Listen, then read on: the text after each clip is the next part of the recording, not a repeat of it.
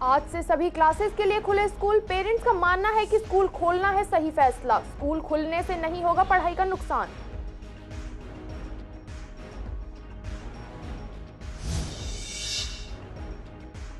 नवंबर से देव उठावनी एकादशी की शुरुआत। इस दिन भगवान विष्णु जागते हैं 5 महीने की नींद से। मांगलिक कार्यों की हो जाती है शुरुआत। कैटरिंग और बैंक्वेट हॉल्स की बुकिंग में हुई है वृद्धि।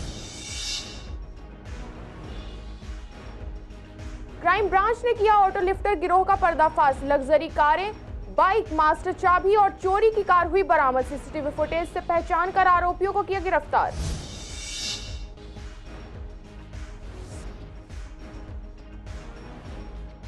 दिन दहाड़े हुई महिला से लूटपाट। महिला को नशीला पदार्थ देकर की थी लूट।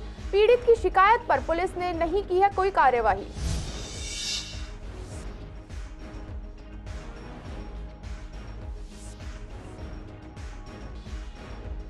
आज गोपाष्टमी के दिन हर जगह हुई गायों की पूजा। गौशाला में हजारों की संख्या में शामिल थे लोग। गौ माता को माना जाता है कृष्ण भगवान का ही रूप।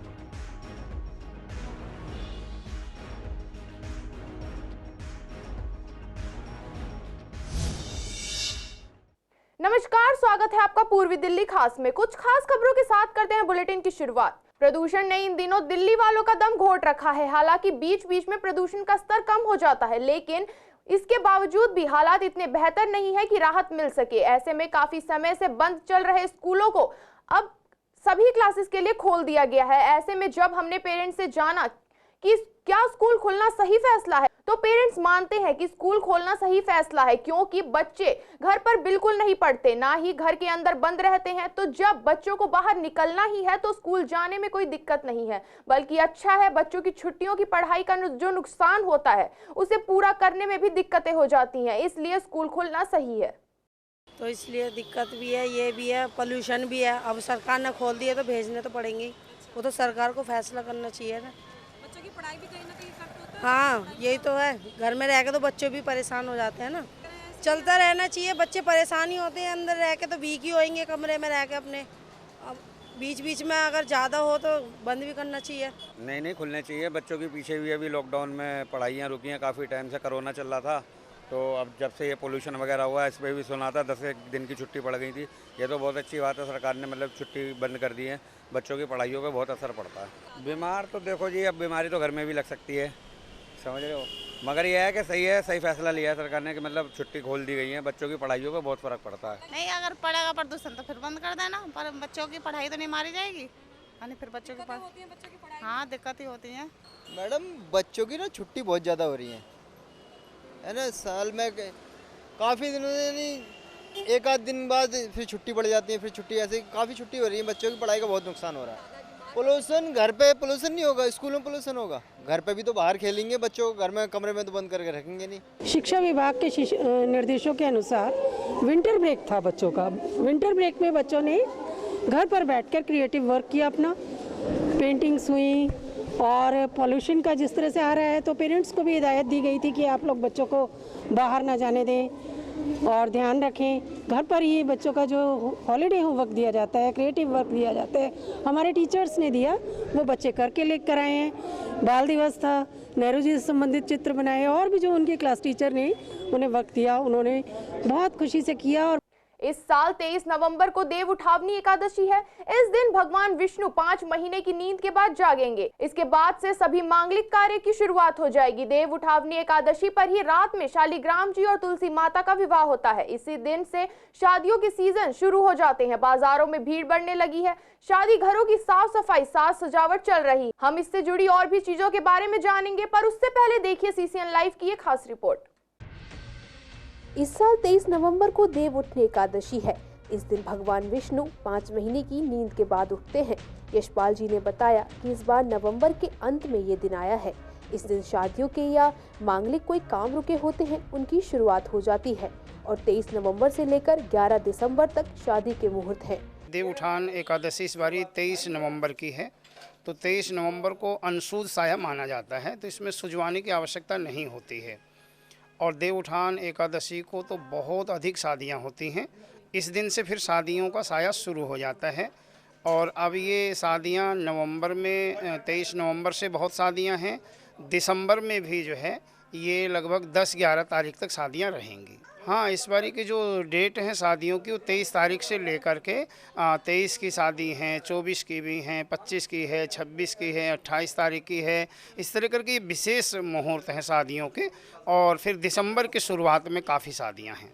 वहीं जब हमारे संवाददाता ने केटरिंग के लोगों से बात की तो उनका कहना था कि आए दिन जो बिक्री होती है उनमें 4 गुना वृद्धि होती है, और उनका ये भी कहना था कि उनका काम खाने पीने की व्यवस्था करना होता है, तो वो कार्य वे लोग बेहतर से बेहतर करते हैं, और अभी से उन्हें 7 से 8 शादियों की बुकिंग मिल चुकी है, और जैसे जैसे दिन बीतेंगे कारोबार बढ़ता ही जाएगा। कैटर्स को जी डबल का फायदा होता है। डेली बेच पे काम हल्के फुल्के होते हैं। देवउठान के बाद काम निकलता है 2-2.5 महीने का, मतलब लास्ट मार्च तक काम होता है, तो कैटर्स को तो फायदा ही फायदा है। 7-8 ऑर्डर तो अभी हैं, बाकी आने हैं। वहीं अगर बात करें बैंक्वेट हॉल्स की तो उनके स्टाफ का कहना है कि अभी तो हॉल्स की बुकिंग कम है, लेकिन जैसे जैसे दिन बीतेंगे इसमें वृद्धि आएगी। अभी ज़्यादातर बुकिंग फरवरी महीने की आई है। साथ ही हॉल्स की साफ सफाई और साज सजावट की ओर काफ़ी ध्यान दिया गया है। देखिए 23 तारीख से हमारी शादी का सीज़न चालू हो जाएगा, और इसमें हर साल हम एक कुछ नया करते हैं, और अभी आप देख भी रहोगे कि हम अपना स्टेज नया करवा रहे हैं, चेंज कर रहे हैं, और अब लोगों की इंक्वायरी तो पहले भी हो चुकी हैं और पार्टियां बुक भी हो चुकी हैं। अब तो जनवरी फरवरी के आ रहे हैं, और हम तो अपना बेस्ट देने के लिए तो हमें तैयार हैं, और तैयारी कर रहे हैं। हर सीज़न में हम कुछ ना कुछ अच्छा करना चाहते हैं, और जो भी हमें गेस्ट से फिर फीडबैक मिलता है हम उस पर भी काम करते हैं, और जितना भी अच्छा हो अपने गेस्ट को एक अच्छा मूवमेंट दे जाते हैं कि वो हमेशा याद करें। स्टाफ का ये भी कहना था कि सजावट में अधिक ध्यान स्टेज की सजावट की ओर दिया जा रहा है। दिल्ली पुलिस की क्राइम ब्रांच साइबर सेल ने अंतर्राज्यीय ऑटो लिफ्टर गिरोह का पर्दाफाश किया। उनके पास से 7 लग्जरी कारें, 3 बाइक, मास्टर चाबी और वारदात में इस्तेमाल की गई चोरी की कार बरामद हुई। ऑटो लिफ्टर की पहचान जसप्रीत सिंह और कमरुद्दीन के रूप में हुई है। ये दिल्ली एनसीआर के इलाके में कई ऑटो चोरी मामले में संलिप्त हैं। वहीं चोरी के अपराधों का विश्लेषण करते हुए पाया गया कि ज्यादातर ऐसी वारदात सीसीटीवी कैमरे में कैद हो गई है। उन सभी घटनाओं के सीसीटीवी फुटेज एकत्र किए गए व संदिग्ध पर तकनीकी निगरानी रखी गई। दिल्ली पुलिस की क्राइम ब्रांच को गुप्त सूचना मिली कि एक ऑटो लिफ्टर गिरोह के 2 सदस्य चोरी की कार में मिलन अपार्टमेंट आईपी एस्टेट दिल्ली के पास आने वाले हैं। अगर समय में कार्यवाही की जाए तो आरोपियों को पकड़ा जा सकता है। तदनुसार ऑटो लिफ्टर गिरोह का पर्दाफाश करने के लिए एक टीम का गठन किया गया। मिली सूचना के अनुसार टीम द्वारा मिलन अपार्टमेंट आईपी एस्टेट दिल्ली के पास छापा मारा गया व 2 ऑटो लिफ्टर्स को गिरफ्तार कर लिया गया।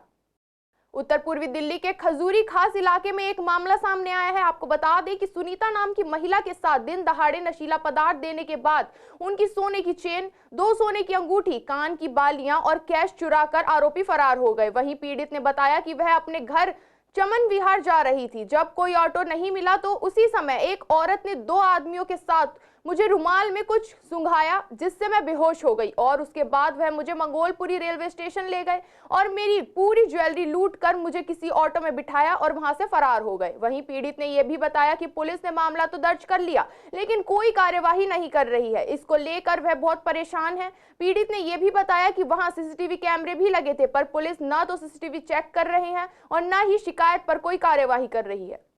मेरे को फ्लाईओवर के नीचे से एक लेडीज, एक आदमी, एक लड़का था, साथ में मेरे को ले गए नशा करवा के, जिसमें क्या कुछ दिया था, मतलब पानी में मिला के दिया था या क्या रुमाल से? पानी में भी पिलाया था मेरे को, और रुमाल में भी कुछ था। मेरे मुंह पर लगाते ही मैंने बेहोश हो गई, मेरे को कुछ नहीं मालूम था। अच्छा।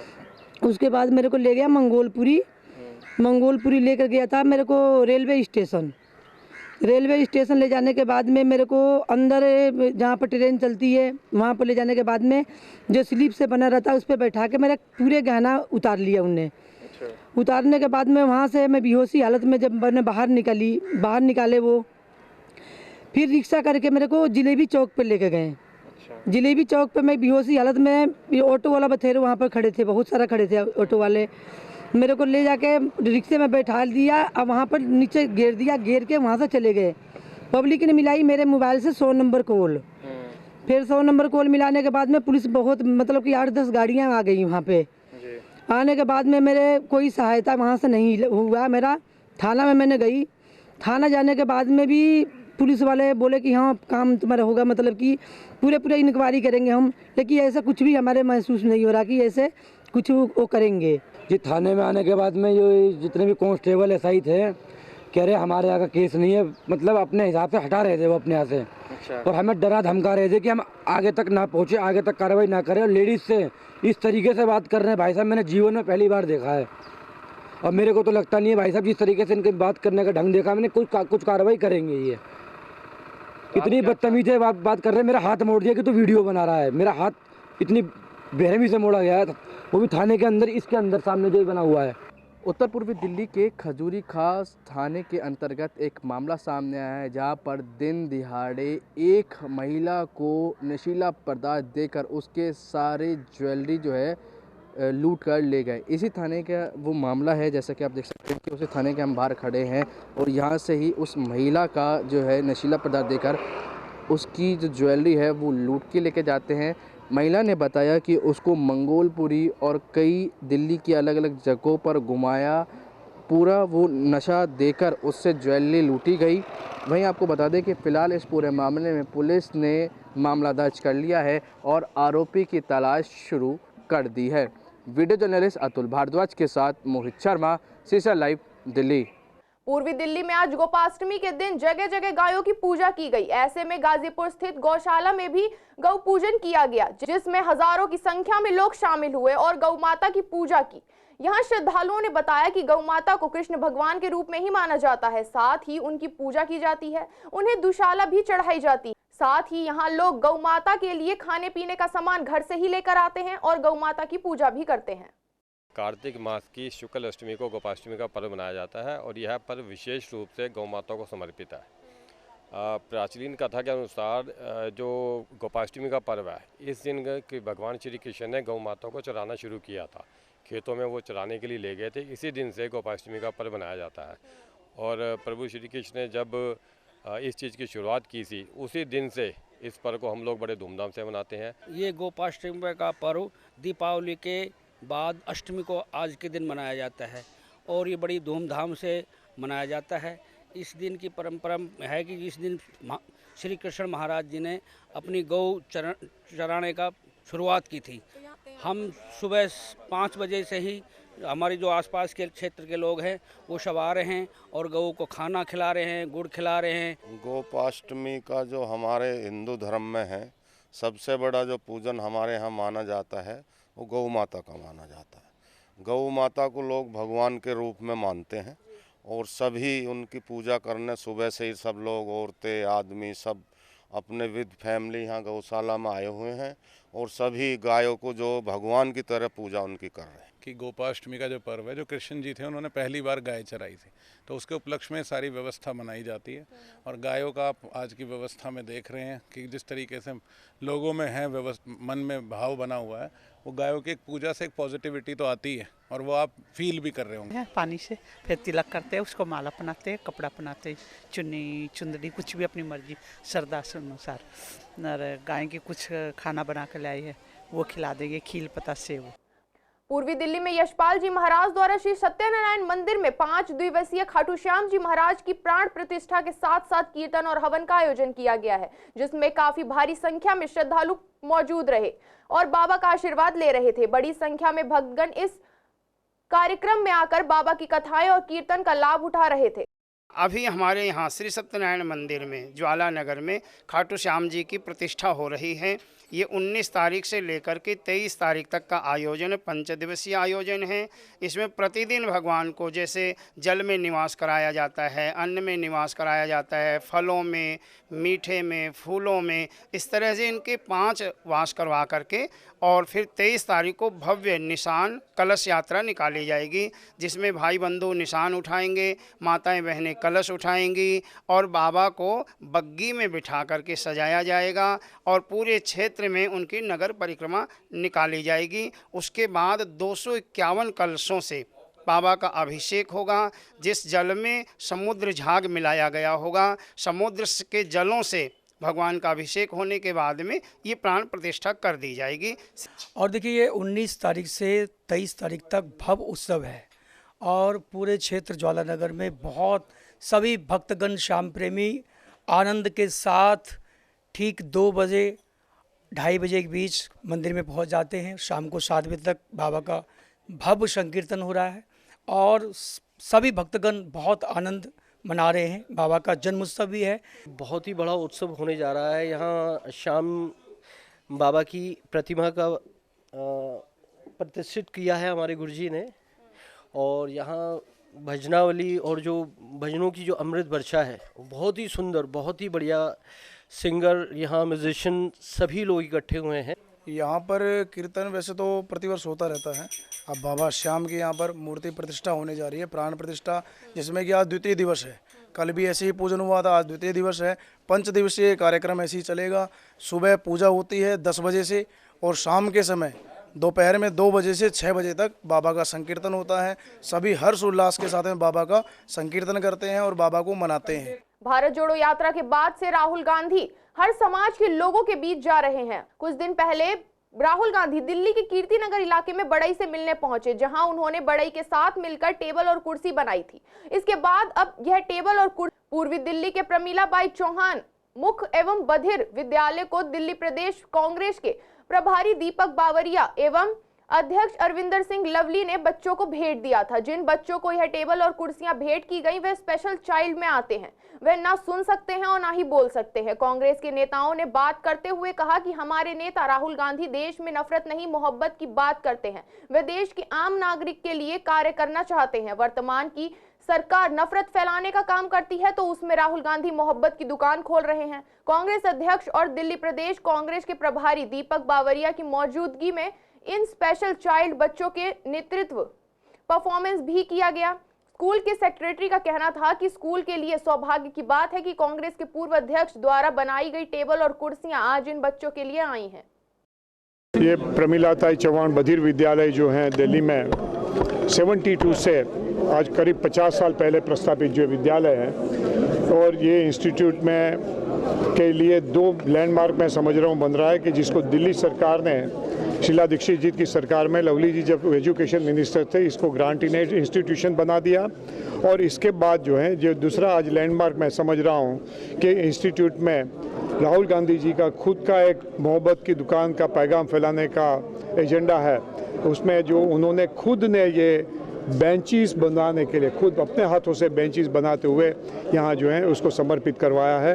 इन लोगों के लिए उनकी जो भावना है उसके पूरे देश को वो एक प्रोत्साहित करती है, प्रेरणा देती हैं कि समाज के ये वर्ग भी जो हैं जिसके लिए पूरे समाज में एक जो है कि उसके लिए संवेदना होनी चाहिए और इनको एम्पावरमेंट के लिए हर संभव प्रयास करना चाहिए। हमारे नेता श्री राहुल गांधी जब कीर्ति नगर में बढ़ाइयों से मिलने गए थे तो उनके परिश्रम, उनके पसीने से बना हुआ ये बेंच और उनके साथ जो कारीगर वहाँ पे उपलब्ध थे उनके मेहनत से बना हुआ ये बेंच, इसीलिए हमने तमाम बेंच पे ना केवल राहुल जी का, उन तमाम कारीगरों का नाम लिखा है जिन्होंने ये बेंच बनाए। और उस परिश्रम से, उस नीयत से बना हुआ बेंच जो हिंदुस्तान में मोहब्बत का पैगाम देने वाला बेंच हो, जिसका मोटो ये हो कि हमारा फ्यूचर इंडिया का जो है वो आगे बढ़े। मैं समझता हूँ कि इससे अप्रोप्रिएट संस्था और स्कूल कोई नहीं हो सकती थी उन बेंचों के लिए। और ये बच्चे जब इन बेंचों पर बैठ के पढ़ाई करेंगे तो ऊपर वाले का आशीर्वाद तो रहेगा ही रहेगा। और जिस नीयत के साथ ये बेंच बन के आए हैं, निश्चित तौर पे ये बच्चे ना केवल अपने माँ बाप और इस स्कूल के लिए, पूरे देश के लिए नाम रोशन करेंगे। ये स्कूल बहुत कठिनाइयों में चल रहा है। हमारे शीला दीक्षित की सरकार के दौरान मेरी रिक्वेस्ट पे ही लवली जी ने इसको एडिड स्कूल में परिवर्तन किया था, लेकिन उसके बाद कुछ भी नहीं हो रहा। हमारे जाने के बाद जब से सरकार आई है इन्होंने मुड़ के भी नहीं देखा है। ऐसी सरकार का फ़ायदा कहाँ जहाँ ये इतने मेंटली चैलेंज बच्चे यहाँ पर पढ़ते हैं और उनका ऊपर सरकार का ध्यान नहीं जाता। ढोल पीटते हैं कि हम बहुत बड़े शिक्षा में क्रांति कर दी है। क्या हालात हैं इन लोगों के, इन पे फीस भी नहीं दी जाती। टीचर नहीं है यहाँ, अभी 10-12 टीचरों की कमी है। शर्म आनी चाहिए उस सरकार को जिन लोगों की को ये दिखाई नहीं दे रहा कि दिल्ली शहर में इतना बड़ा स्कूल चल रहा है, इतने बड़े चैलेंज को लेके यहाँ काम कर रहे हैं लोग और सरकार की आंखें बंद हैं। स्कूल जो हमारा, इसके तहत एक परिमला बाई चौहान स्कूल है हमारा, जो गूंगे बहरे बच्चों का है। और इस स्कूल के अंदर उन लोगों ने ये जो है अपने हाथ से बनाए हुए बेंच, कुर्सी वगैरह स्कूल के अंदर ये सब दिए हैं और मैं उनका बहुत आभारी हूँ। उन्होंने स्कूल के बारे में सोचा और वो लवली जी जो हमारे इस एरिया के पहले भी प्रधान रहे हैं और उन्होंने अपने टाइम में 2004 के अंदर इस स्कूल को गवर्नमेंट एडिट करवाया था। ये स्कूल टोटल दान पे चलता था, अभी इन्होंने गवर्नमेंट एडिट कराया था तो उन्होंने लवली जी ने, नसीब सिंह जी ने और हमारे यहाँ के डॉक्टर नरेंद्र नाथ जी ने सबने मिलके ये सोचा कि भी ये स्कूल के अंदर कुछ करा जाए। पूर्वी दिल्ली के प्रीत विहार पुलिस ने एक आरोपी को गिरफ्तार किया है जिसके पास से एक चाकू मिला है। आरोपी के ऊपर पहले से भी कई मुकदमे दर्ज हैं। प्रीत विहार क्षेत्र के संगठित अपराध के खिलाफ जीरो टॉलरेंस नीति के अनुसार प्रीत विहार पुलिस ने कर्मचारियों को गश्त के दौरान एक संदिग्ध व्यक्ति के पास चाकू होने की सूचना प्राप्त हुई थी। इसके बाद एक टीम बनाई गई जिसमें हेड कांस्टेबल मुकेश और विकास ने चित्र विहार में जाकर छापामारी की और आरोपी मोहम्मद को गिरफ्तार कर लिया। मामले में आगे की कार्यवाही जारी है। पूर्वी दिल्ली की मंडावली थाना पुलिस की टीम ने चंदन विहार रेलवे स्टेशन से एक शराब तस्कर को गिरफ्तार किया है। आरोपी के पास से अवैध शराब बरामद की गई है। पूर्वी दिल्ली जिले की डीसीपी अमृता गुगलोत ने रविवार को बताया कि आरोपी की पहचान सतीश उर्फ संजय के रूप में हुई है। उन्होंने कहा कि मंडावली थाना पुलिस की टीम को सूचना मिली थी कि एक शराब तस्कर चंदन विहार रेलवे स्टेशन पर अवैध शराब की बिक्री कर रहा है। सूचना मिलते ही पुलिस की टीम मौके पर पहुंची और आरोपी के मौजूद प्लास्टिक बैग की तलाशी ली गई जिसमें से 57 बोतल अवैध शराब बरामद की गई। आरोपी के खिलाफ एक्साइज एक्ट के तहत मामला दर्ज कर उसे गिरफ्तार कर अवैध शराब को जब्त कर लिया गया। आरोपी के खिलाफ पहले से अलग अलग थाने में 15 आपराधिक मामले दर्ज हैं। 19 नवंबर 2023 और एक बार फिर सारे देश की उम्मीदों के साथ साथ दिल भी टूट गया। एक द्विविश्वीय क्रिकेट वर्ल्ड कप के फाइनल में इंडिया ऑस्ट्रेलिया से हार गई। पूरा देश जहां एक तरफ उम्मीद लगाए हुए थे कि इंडिया फाइनल जीतेगी और 2003 में ऑस्ट्रेलिया से हार का बदला लेगी, वहीं इंडिया को एक बार फिर हार का सामना करना पड़ा। वर्ल्ड कप 2023 में इंडिया का परफॉर्मेंस पूरे टूर्नामेंट में सबसे अच्छा रहा तो फाइनल वाले दिन ऑस्ट्रेलिया को सिर्फ 240 का ही लक्ष्य दे पाई। इसे लेकर हमने पूर्वी दिल्ली के खेल प्रेमियों से बात की तो उनका कहना था कि इंडिया टीम पूरे टूर्नामेंट में अच्छा खेली। कल इंडिया का दिन नहीं था, ऑस्ट्रेलिया टीम हमसे ज्यादा अच्छा खेली। वह फील्डिंग से लेकर बॉलिंग और बैटिंग सभी में अच्छी थी। भले ही हम वर्ल्ड कप हार गए हों जिसका गम बहुत ज्यादा है, पर हम इंडिया टीम के साथ खड़े हैं। लगने को तो वैसे इतना बुरा लग रहा है कि घर में बच्चे रो रहे हैं, सारा देश रो रहा है। जहाँ हमारे कैप्टन रोहित शर्मा का कैच पकड़ा गया, मैच वहीं हार गए थे। उनकी फील्डिंग लाजवाब थी, उनकी बॉलिंग लाजवाब थी। हमारे इतने स्पोर्टर होने के बाद भी इतना प्रेशर बना दिया गया हमारे प्लेयर्स पे कि वो कल परफॉर्म नहीं कर पाए और हम मैच हार गए। पूरा देश उसको लेके सदमे में शुरू से डोमिनेट करके खेला 10 मैच में। कल वो इतना अंडर परफॉर्म खेले, इतना परफॉर्म खेले, फाइनल मैच हार ही जाओगे ना, लेकिन अपनी जो शेर की ताकत है, शेर को शेर के तरीके से ही शिकार करना चाहिए। कल वो भूल गए और मैच हार गए। इंडिया की टीम इस समय वर्ल्ड की सबसे बेहतरीन टीम है, लेकिन कल वो ज़्यादा ही प्रेशर में आ गए। कल उनका इतना प्रेशर था कि वो उस प्रेशर को झेल ही नहीं पाए और उस प्रेशर में ही वो डूब गए। वरना इतना बेहतरीन खेलने के बाद एक दिन हमारी पूरी टीम का खराब दिन था जिससे हम हार गए। हम तो यही कहेंगे, हम पूरी भारत की टीम के साथ खड़े हैं। पूरा परिवार, हिंदुस्तान का परिवार इंडिया की टीम के साथ है। एक दिन से हम पूरे वर्ल्ड कप को नहीं देख सकते। हमारे लिए तो वर्ल्ड कप इंडिया ही जीती है, लेकिन कल प्रेशर इतना हो गया कि उस प्रेशर को हमारी टीम नहीं झेल पाई। इंडिया का ऐसा महसूस होता है कि वो शुरू से ही प्रेशर में आ गए हैं और अच्छा नहीं खेल पाए। खेलने की कोशिश उन्होंने पूरी करी है और लास्ट में आके उन्होंने बिल्कुल ऐसे हो गए कि जैसे हमारी टीम हमेशा ही करती आती है कि भी वो लास्ट मोमेंट पे आके एकदम ढीली हो जाती है। और नहीं तो कोशिश करते तो वो बीच में एक बार ऐसा भी हो गया था कि वो बहुत अच्छे उनके 3 विकेट जब गिरा ली थी 70 रन के ऊपर, तो उनका एक अच्छा वो बन चुका था, स्कोर बन गया था, अच्छी बहुत अच्छा, मतलब हमारा इंडिया अच्छे उसमें आ गया था। लेकिन उसके बाद उन्होंने मतलब एक जो मिल के खेलते हैं या हमेशा खेलते आ रहे थे 10 मैचों में, लास्ट मैच में ऐसा लगा कि कुछ उनके ऊपर बहुत ज़्यादा उन्होंने ढील छोड़ दिया। आज के बुलेटिन में केवल इतना ही। ऐसी तमाम खबरों के लिए देखते रहें पूर्वी दिल्ली खास।